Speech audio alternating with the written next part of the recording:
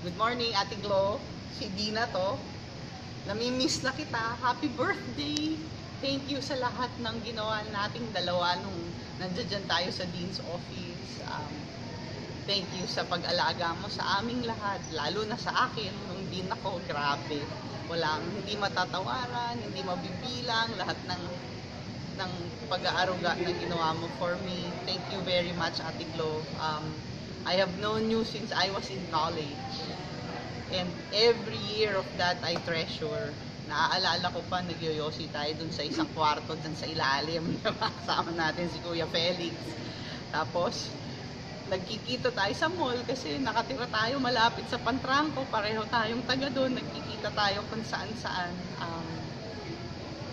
Sabi sa akin ni Yusek P. Hidalgo, kung alam daw lang niya na napakasarap mag-retire, matagal na niyang ginawa.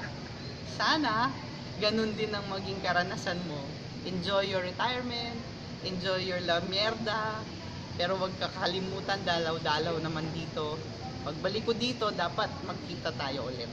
Maraming salamat sa lahat ng iyong pagbibigay ng iyong buhay, puso, luha, galing, talino, pagmamahal sa kolehiyo ng edukasyon at sa lahat ng ating estudyante.